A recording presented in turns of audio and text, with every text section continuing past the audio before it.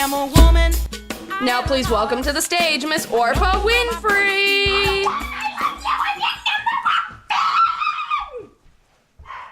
Hello and welcome to the Orpah Winfrey Show. We have a special show for all of you today. Yes! On today's segment, we have a special guest. He's the modern inventor of the modern equilibrium change laws. Let's hope he stays at a constant temperature and pressure so he doesn't explode! It's the Chatelier! Yes!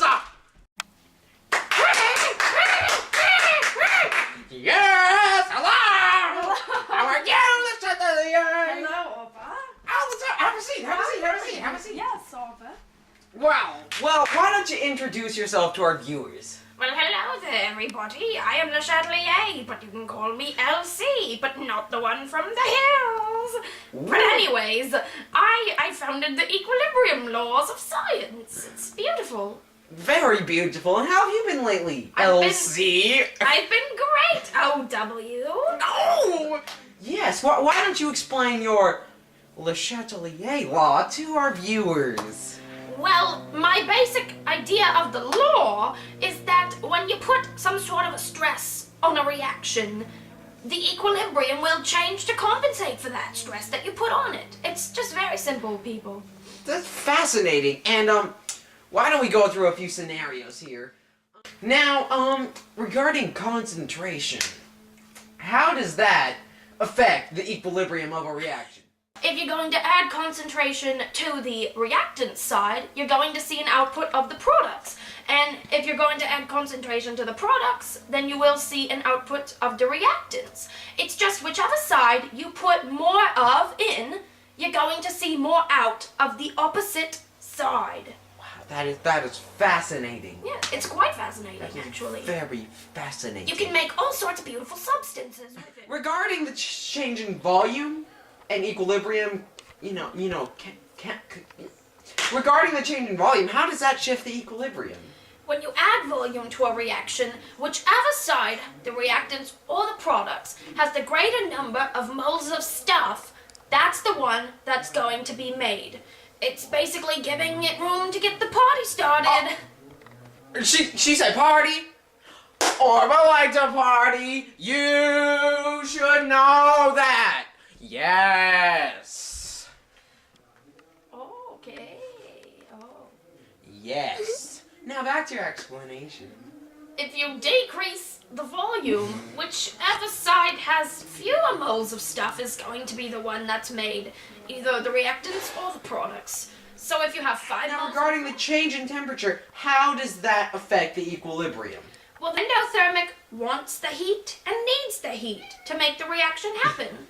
So that's going to be, the heat is going to be added to the reactant side. Fascinating. But in an exothermic reaction, it doesn't want the heat. It wants to give it away. So the heat is going to be added to the product side. And in an endothermic reaction, adding heat to the reactant side will yield more products. Well, excuse me. Regarding temperature, I think you need to check your temperature, because you know what you got? What do I have, Orpah? You got the Orpah fever. Boop! Alrighty. Hello, everybody. These are some examples for all of you to really understand my equilibrium laws. Now I will demonstrate the concentration law of equilibrium, if you will please. Thank you. In this reaction, the pink tile plus the yellow tile combine to make an orange tile. Now, if we are going to add some pink ions to this reactant side, we are going to see more of the yellow, or of the orange made. I am sorry about that. But if we are going to add more orange pieces to our reaction, then we are going to see more of the reactants of the yellow and the pink made. And this will keep going in a circle until we reach the magic equilibrium. We have a container that contains a reaction happening, and this is our lid. So if we were to increase the volume of this reaction, we would see more of the orange pieces being made. But if we were to decrease the volume, make it smaller, whichever side had the less amount of moles, that's the one that would be produced. And in our reaction, once again, we have 4 to 5.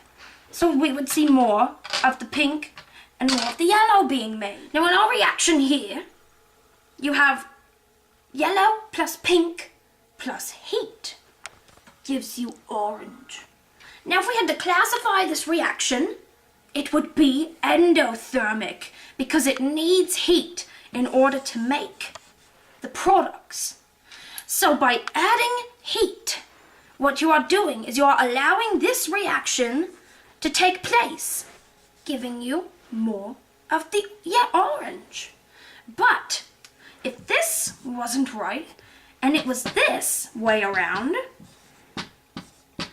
and it was an exothermic reaction, where it gives off the heat as these are made into this, then it would be the opposite. By adding heat, you would... Wow, that was fascinating, and thank you for being on this show. Thank you for having me, Orpa. Well, that's all the time we have, so good night. Bye, LeChatelier's. Goodbye. Bye. It is a wonderful morning here. Bye so long on the Orpa show. It is a wonderful day outside. Hope to see you next time. Oh, it's the Orpa show. It's